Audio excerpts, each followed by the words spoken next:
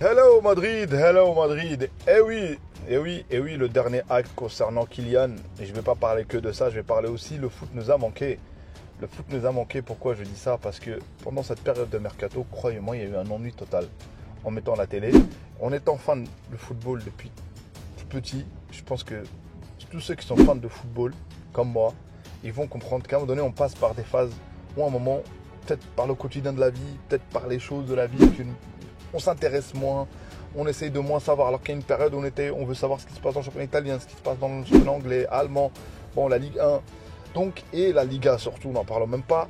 Et du coup, à un moment donné, on passe par des phases où à un moment donné, on va dire oui, avant c'était mieux, avant, voilà, il y avait plus de spectacles. Alors qu'aujourd'hui, on ne peut pas dire qu'avant c'était mieux, en sachant que des robots sur le terrain, des gens réglés, des gens avec la data, avec la médecine, en parlant de médecine, pourquoi les joueurs jouent plus longtemps aujourd'hui, ça s'explique par rapport à l'hygiène de vie, ça s'explique par rapport à la science de la médecine, ça s'explique aussi, on peut prévoir maintenant un joueur s'il se blesse ou pas.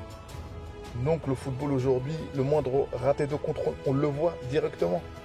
Donc on est en train de toucher quelque chose de bien au-dessus, en sachant qu'à l'époque, les footballeurs, je pense qu'à l'époque de Maradona, tout ça, je pense que le joueur à 28 ans, il était cuit, le joueur. À 28 ans, il était cuit, il allait, il sortait. Alors que là, on contrôle vraiment les jeunes de vie comme un joueur. Donc c'est pour ça qu'on a beaucoup de joueurs qui restent longtemps, qui passent la trentaine, qui sont encore en forme, qui sont encore là. Et ça, sans négliger l'hygiène de vie.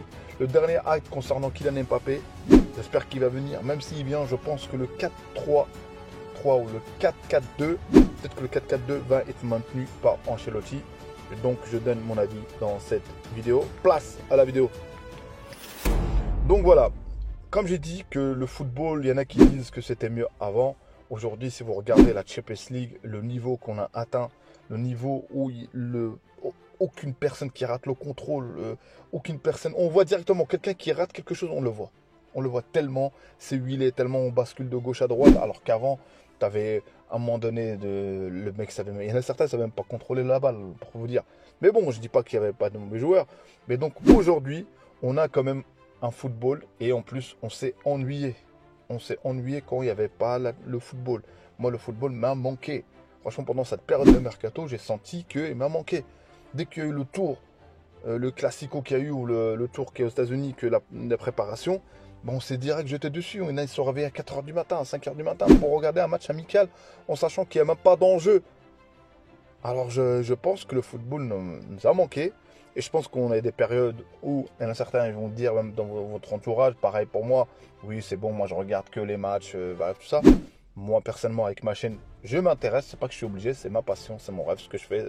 Le contenu que je partage avec vous, c'est une passion, les amis, c'est une passion. Quand je fais une vidéo, je la lance, je la monte et je l'upload. Ça me fait plaisir, ça me fait franchement plaisir. Et merci à vous de me suivre sur ma chaîne qui augmente petit à petit, mais en tout cas, voilà. Donc, dites-moi vous votre avis sur la petite réflexion que j'ai fait sur ça. Maintenant, ma réflexion concernant le dernier acte, concernant Kylian Mbappé, est-ce qu'il va venir ou pas? Moi, je pense que tout se précise en voyant le départ de Dembélé, en voyant tout ça, donc tout se précise. Concernant Dembélé, c'est un joueur que j'aime bien, c'est un joueur que j'apprécie, c'est un joueur qui a un talent fou, c'est un joueur qui nous a fait du mal au Classico, mais c'est un joueur malheureusement qui se blesse souvent. Malheureusement, force est de constater, il y a une stat, c'est 119 matchs loupés avec le FC Barcelone de Dembélé. Donc voilà. Donc concernant Kylian, ici il vient, même s'il vient, je pense qu'on maintiendra, peut-être, c'est une suggestion, Ancelotti va maintenir le 4-4-2. Il va essayer de continuer, de voir ce que c'est possible ou pas.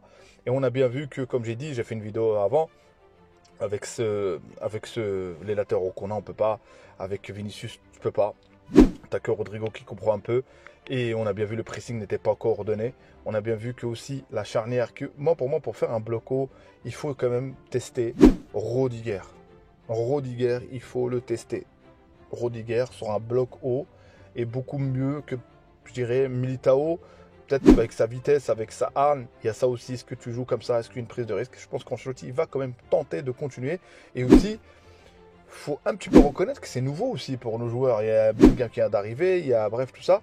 Mais pour que ça marche, on sait très bien que ce soit City, que ce soit au FC Barcelone, ce système-là, en général, il te faut un maître de bord, un maître qui te guide, le mec qui te dit comme Busquets, le mec qui te dit soit on bascule à droite, soit on bascule à gauche. Et ce milieu de terrain, il te faut un minimum pour moi, le seul que je vois qui sont capables de faire ça, soit Modric, soit Kroos. Franchement, c'est les deux. Si t'as pas dans ce losange-là un des deux, pour moi, je pense que Camavinga, c'est pas son point fort de donner le tempo ou pas. Et un mec qui fait la navette comme De Jong, qui m'a impressionné encore une fois, je le répète, ça, tu l'as pas, sincèrement. Donc voilà, je pense que il faudra plus aller chercher sur ce côté-là. Et concernant l'arrivée de Kylian, c'est une question, je pense que là en ce moment ça parle pas, mais c'est une question de temps, c'est une question de timing. Et il est temps qu'ils viennent, et j'espère qu'il s'est bien entraîné, j'espère qu'il est bien en forme. Et j'espère qu'on aura une arme offensive, très très offensive. Et concernant, j'espère qu'Ancelotti va savoir gérer les égos concernant Vinicius et Mbappé. Parce que voilà, vu qu'aujourd'hui Vinicius, les signes qui ne trompent pas, hein, je dis pas que c'est pas quelqu'un qui ne vont pas s'adapter, c'est une suggestion que je dis, c'est que voilà, vouloir tirer le penalty, à vouloir tout ça, donc c'est un indice que voilà, je vais être un des patrons. Je dis pas qu'il ne le mérite pas, mais je dis que le 7, je le répète encore une fois, il faut le surmonter. Il faut être au-dessus de ce numéro 7, j'espère, Vini. Ce sera bon pour notre club. Tout ce que je dis, c'est des suggestions, c'est un avis. C'est peut-être que j'ai tort, peut-être que j'ai l'air de me répéter. Mais en tout cas, c'est juste un avis d'un amateur du football, en tout cas, un fan du Real Madrid.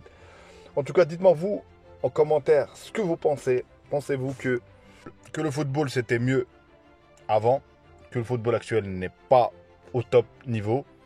Et aussi le dernier acte concernant Kylian Mbappé, le départ de Dembélé, c'est un signe qui conclut, qui acte l'arrivée imminente de Kylian Mbappé au Bernabeu, parce qu'il y a une importance de ce numéro 9 que quelqu'un doit le prendre.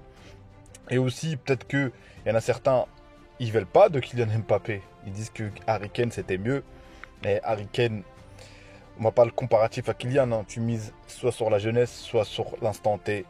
Pour moi, il faut plutôt miser sur la jeunesse. Et concernant Kylian Mbappé, il est arrivé à un âge où c'est le moment de prouver s'il est le meilleur joueur au monde ou pas.